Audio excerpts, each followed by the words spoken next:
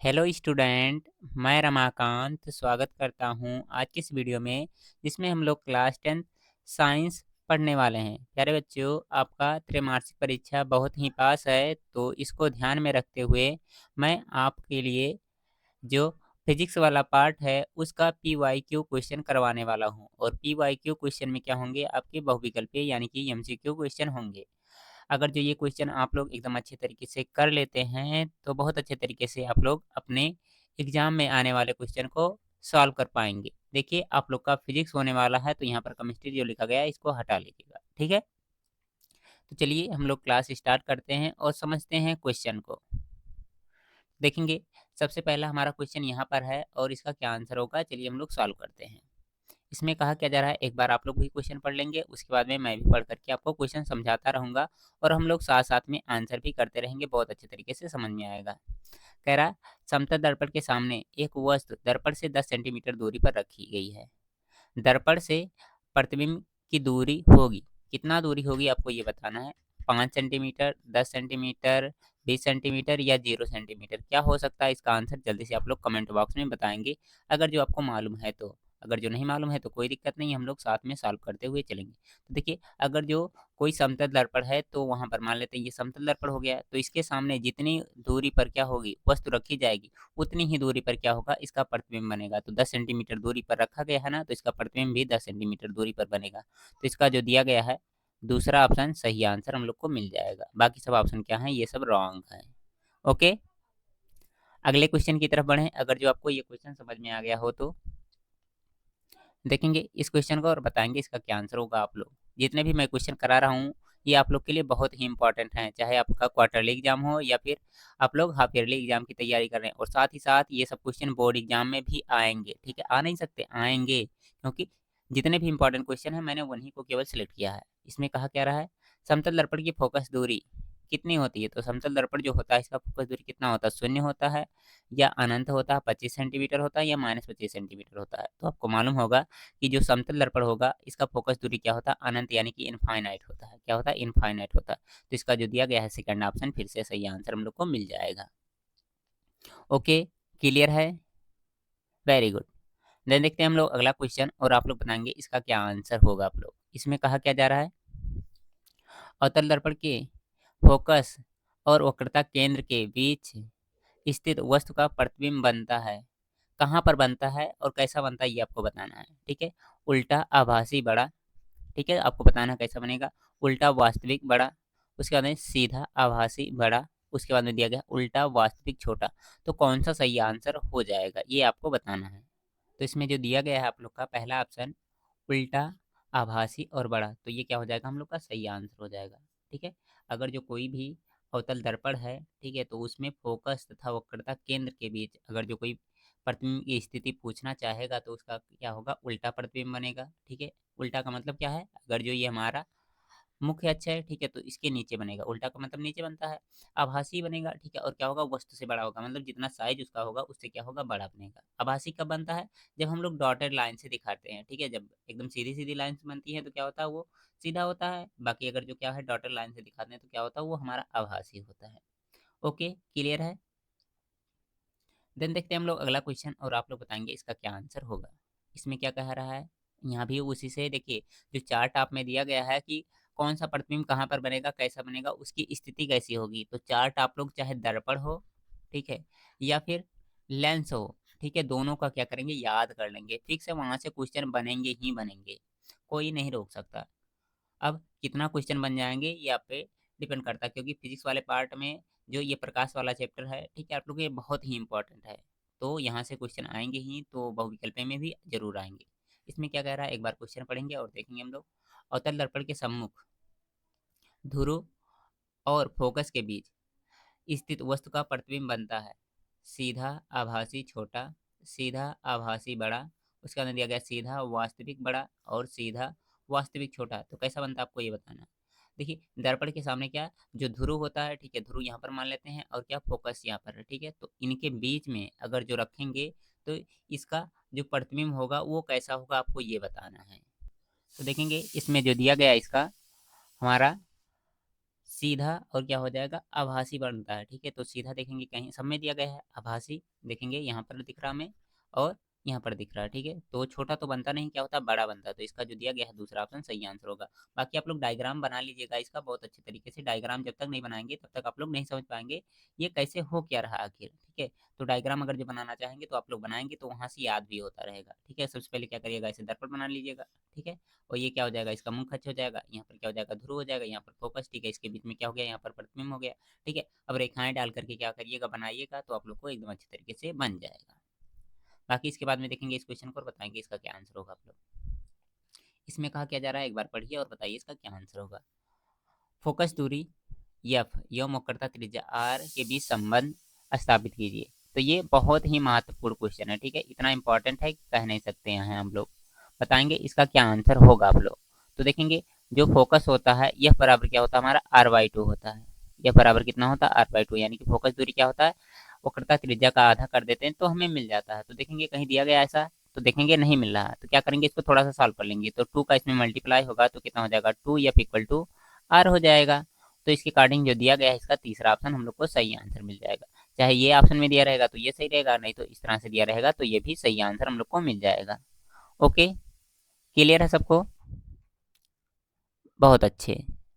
चलिए फिर बढ़ते हैं हम लोग अगले क्वेश्चन की तरफ और देखते हैं इसका क्या आंसर होगा। यहाँ पर देखिए अब क्या आ गया, क्वेश्चन जो आ गया आपके न्यूमेरिकल से, छोटे छोटे न्यूमेरिकल भी मिलेंगे आपको एग्जाम में तो घबराइएगा मत। एक अवतल दर्पण की वक्रता त्रिज्या 15 सेंटीमीटर है, इसकी फोकस दूरी क्या होगी आपको बताना है। -15 सेंटीमीटर, -7.5 सेंटीमीटर, 30 सेंटीमीटर, या प्लस में दिया गया है कितना, 7.5 सेंटीमीटर। तो देखिए छोटा सा न्यूमेरिकल है, सॉल्व कर लेंगे हम लोग फार्मूले से। तो क्या होता है फार्मूला हमारा, एफ इक्वल टू, अभी थोड़ी देर पहले मैंने बताया कितना होता है, r/2 होता है ना फार्मूला।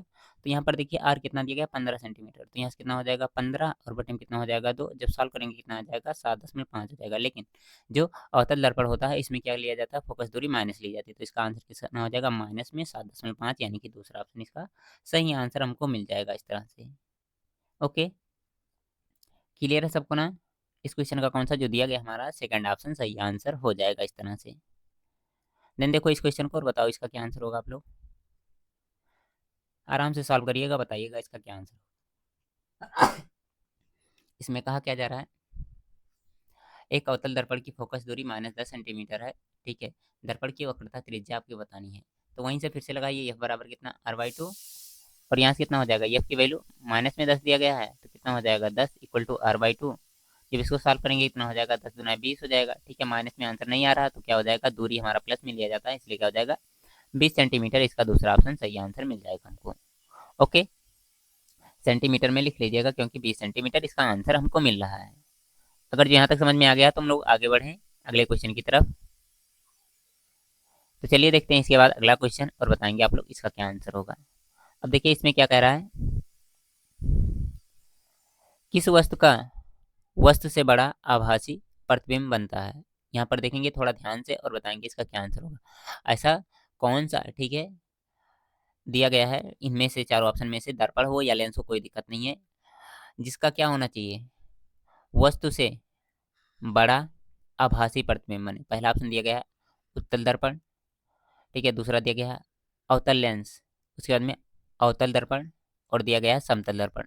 तो क्या हो जाएगा इसका आंसर, आप लोग जल्दी से बताएंगे। अगर जो आपको मालूम है तो, नहीं मालूम है तो कोई दिक्कत नहीं है, समझते चलिए, याद करते चलिए, लिखते हुए चलिए, क्योंकि ये सारे क्वेश्चन इंपॉर्टेंट हैं। तो हम लोग कहेंगे इसका कौन सा आंसर सही होगा, जो दिया गया हमारा अवतल दर्पण। ठीक है, इसका सही आंसर हो जाएगा तीसरा ऑप्शन। ठीक है, क्या, अवतल दर्पण। और अगर जो अवतल दर्पण ऑप्शन में नहीं होता तो क्या करते हम लोग, आंसर लगाते किस पे, उत्तल लेंस। ठीक है, उत्तल लेंस में जो प्रतिबिंब बनता है चाहे अवतल दर्पण में देखा जाए तो यहाँ पर क्या होगा, वस्तु से बड़ा और आभासी प्रतिबिंब बनता है। चलिए अब देखते हैं हम लोग अगला क्वेश्चन और आप लोग बताएंगे इसका क्या आंसर होगा। ये तो हो गया, कौन सा, ये वाला क्वेश्चन। इसमें क्या कह रहा है, इनमें से कौन सा दर्पण वस्तु से छोटा व आभासी प्रतिबिंब बनाता है। तो कौन सा होता है, समतल होता है, अवतल होता है, उत्तल होता है, या तीनों होते हैं, कौन से होंगे। तो इसमें जो दिया गया थर्ड ऑप्शन हम लोग का सही आंसर हो जाएगा, क्या, उत्तल। ठीक है, उत्तल से हम लोग का क्या होता है, वस्तु से छोटा और आभासी प्रतिबिंब मिलता है। नेक्स्ट क्वेश्चन, ठीक है, यहाँ पर देखेंगे और बताएंगे इसका क्या आंसर होगा आप लोग। उत्तल दर्पण से प्रतिबिंब सदैव बनता है, कैसा बनता है? वक्रता केंद्र और फोकस के बीच बनता है। वक्रता केंद्र तथा अनंत के बीच बनता है, ध्रुव तथा फोकस के बीच बनता है, कहीं पे भी बन सकता है, यह वस्तु की स्थिति पर निर्भर करता है। तो क्या होगा इसका सही आंसर? तो यहाँ पर आप लोग कहेंगे कौन सा जो दिया गया इसका तीसरा ऑप्शन, ध्रुव और फोकस के बीच बनता है। तो इसका तीसरा ऑप्शन इस तरह से सही आंसर हम लोग को मिल जाएगा। ओके, क्लियर है ना? फिर इसके बाद बढ़ते हैं हम लोग अगले क्वेश्चन की तरफ और बताएंगे आप लोग इसका क्या आंसर होगा। अब देखिए यहाँ से क्वेश्चन जो आ रहे हैं ये आप लोग बताएंगे क्या होगा इसका आंसर। दो माध्यमों के पृष्ठों पर एक प्रकाश की किरण लंबवत लंबवत आपतित होती है तो अपवर्तन कोण होगा कितना होगा? अपवर्तन कोण आपको ये बताना है। तो देखेंगे कितना हो जाएगा इसका आंसर और आप लोग बताएंगे। तो यहाँ पर जो दिया गया हम लोग का पहला ऑप्शन 0 डिग्री, ठीक है, यही क्या होगा हम लोग का सही आंसर मिल जाएगा। नेक्स्ट क्वेश्चन की तरफ पढ़ते हैं और बताएंगे आप लोग इसका क्या आंसर होगा। इसमें कहा क्या जा रहा है, यदि y के सापेक्ष कांच का अपवर्तनांक 3/2 हो तो कांच के सापेक्ष y का अपवर्तनांक कितना होगा बताना है। आपको क्या दिया गया है, y के सापेक्ष कांच का अपवर्तनांक, यानी कि a से एयर हो गया, n क्या हो गया हमारा अपवर्तनांक हो गया, और g क्या हो गया ग्लास यानी कि कांच हो गया। इसका अपवर्तनांक कितना दिया गया है 3/2।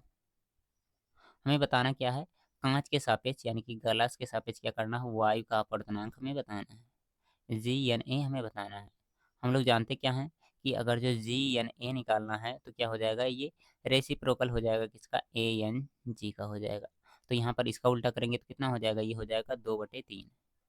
तो इसका जो दिया गया हम लोग का चौथा ऑप्शन सही आंसर मिल जाएगा। ओके, क्लियर है ना?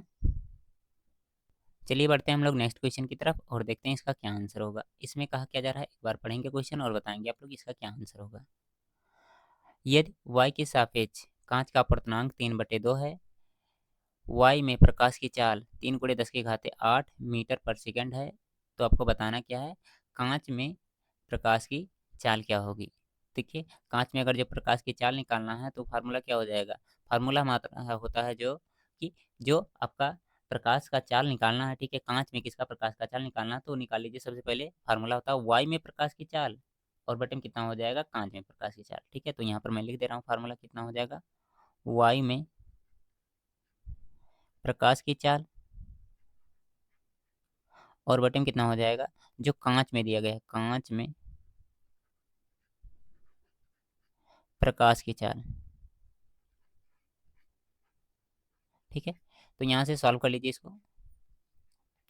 y में दिया गया कितना, देखेंगे 3 × 10⁸ दिया गया है और इसके बटन में कितना दिया गया है, जो कांच का दिया गया है चाल, ठीक है, अपवर्तनांक कह सकते हैं। तो कितना हो जाएगा, यहाँ हो जाएगा 3/2, 3 से 3 कटेगा तो ये ऊपर चला जाएगा तो कितना हो जाएगा 2 × 10⁸ मीटर पर सेकंड। तो इसका जो दिया गया हमारा बी ऑप्शन सही आंसर हो जाएगा, 2 × 10⁸ मीटर पर सेकंड। ये 108 नहीं लिखा गया है, ठीक है, थोड़ा सा वो टाइपिंग मिस्टेक है। समझ में आया क्या सबको? देखिए अपवर्तनांक दिया गया तो अपवर्तनांक भी पुट कर सकते हैं, कोई दिक्कत नहीं है। यहाँ पर हमें निकालना था प्रकाश की चाल, तो प्रकाश की चाल इधर आ जाएगी, ठीक है, उस तरह से भी करेंगे तभी आएगा आंसर, ठीक है। इसको या 1 मिनट रुक जाइए, मैं फिर से कर दे रहा हूँ अगर जो आप लोग को दिक्कत लग रहा है इसमें तो। यहाँ से डिलीट हो गया।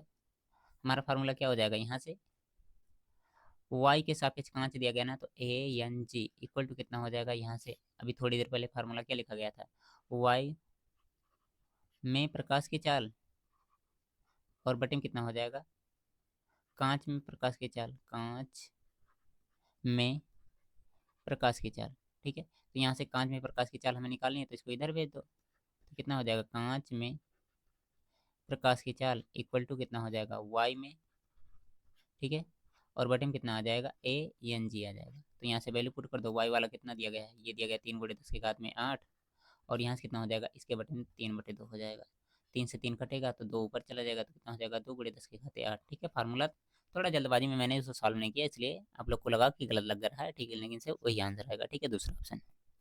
ओके, देखो इस क्वेश्चन को और बताओ इसका क्या आंसर होगा आप लोग। फिर इसमें कहा क्या जा रहा है, कांच का अपवर्तनांक अधिकतम होता है हरे रंग के लिए, बैगनी रंग के लिए, लाल रंग के लिए, पीले रंग के लिए, किसके लिए होता है आप लोग बताएंगे, ठीक है। इंपॉर्टेंट क्वेश्चन है, बहुत ही महत्वपूर्ण है, आप लोग बताएंगे इसका क्या आंसर हो सकता है। तो यहाँ पर जो दिया गया हम लोग का बैगनी रंग, ठीक है। बैगनी रंग के लिए क्या होता है, सबसे ज़्यादा होता है, तो इसका जो दिया गया है दूसरा ऑप्शन सही आंसर हो जाएगा। तो ये थे कुछ क्वेश्चन जिनको मैंने सॉल्व कराया, बाकी के क्वेश्चन मैं अगले क्लास में आपको सॉल्व करवा दूँगा। उम्मीद करता हूँ आज का क्लास आपको बहुत अच्छे तरीके से समझ में आया होगा, सारे क्वेश्चन आपको समझ में आए होंगे। अगर जो अच्छा लगा है तो लाइक करिएगा, अपने दोस्तों के पास में ज़रूर शेयर करिएगा। ओके, बाकी मिलते हैं हम लोग अगले वीडियो में, तब तक के लिए आप लोग अपना ख्याल रखेंगे, अपनी पढ़ाई एकदम बेहतरीन तरीके से करते रहेंगे। ओके, बाय बाय प्यारे बच्चों।